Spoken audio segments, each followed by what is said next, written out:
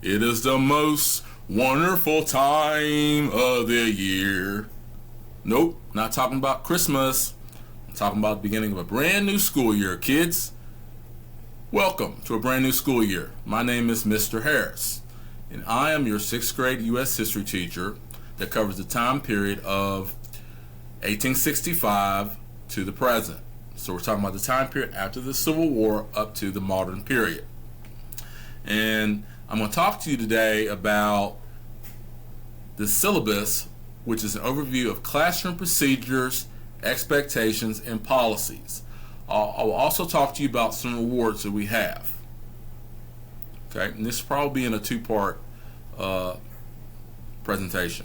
Oh well, let me get started. So I'm going to talk about this overview of people, events, and inventions that are associated with the class we're learning about this year. Top left-hand corner is Honest Abe. Honest Abe, as you know, is the 16th president of the United States. He was president during the Civil War, and he was assassinated by John Wilkes Booth at Ford's Theater in Washington, D.C. Right here is the Model T Ford, invented by the assembly line under the captain of industry, Henry Ford. And that's why they call Ford Ford, because of Henry Ford. Got it?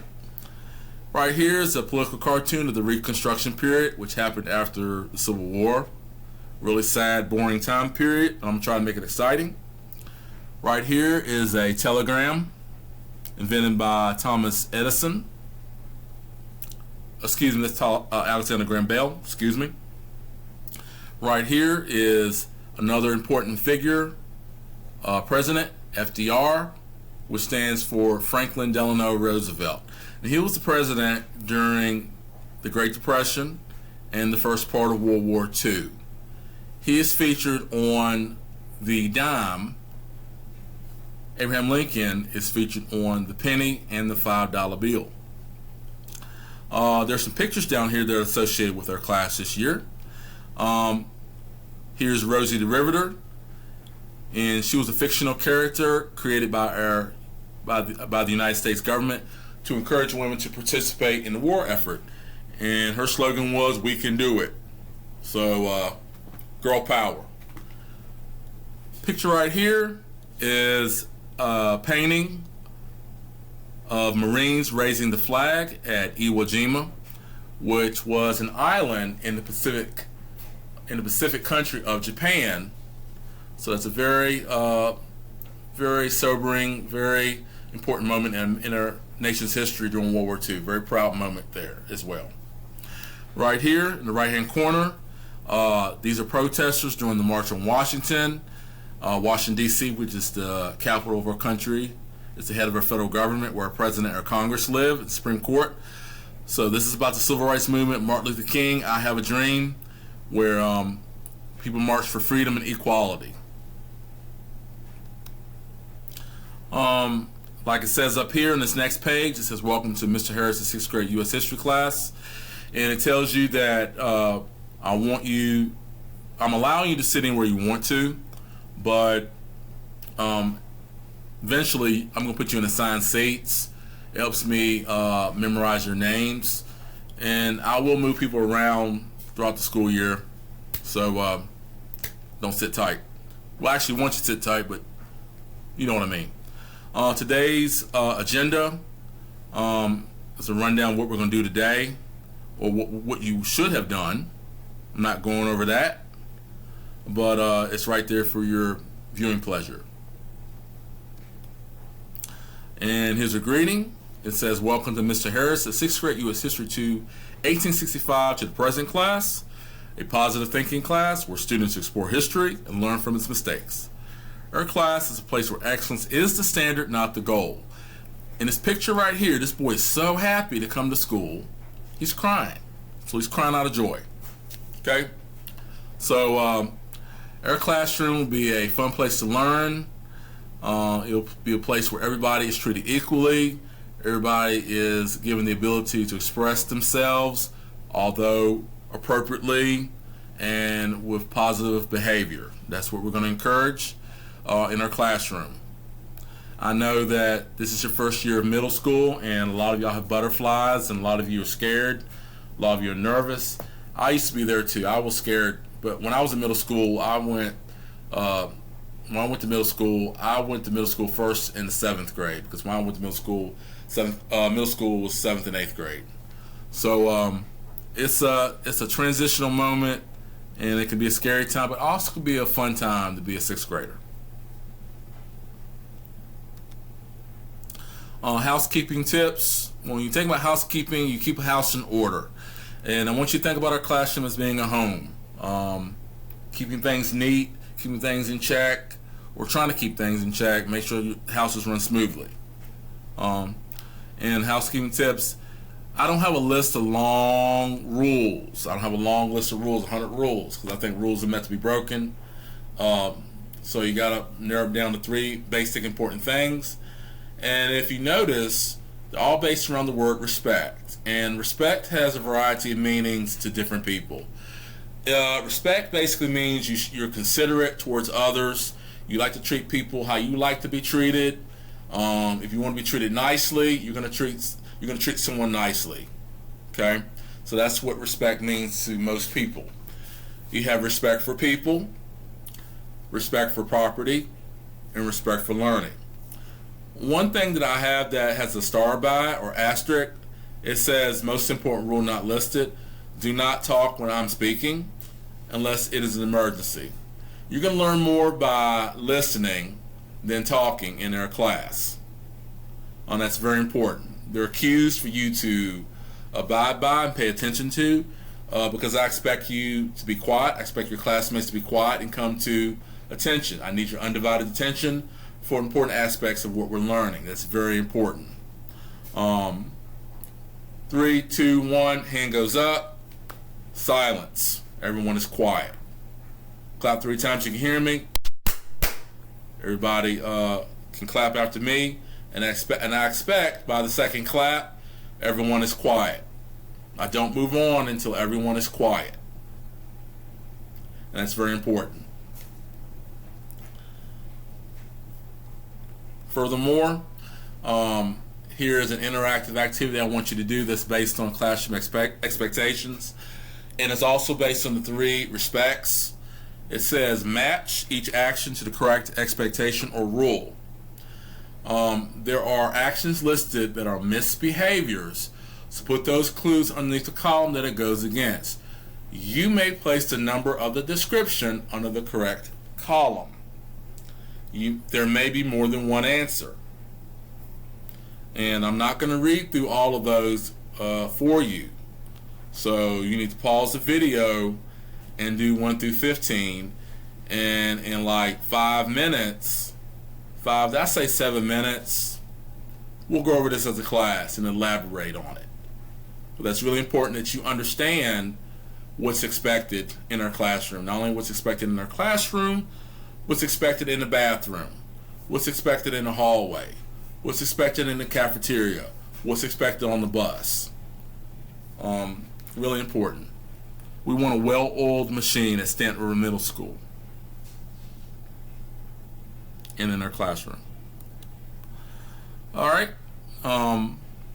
Classroom procedures and expectations and rewards.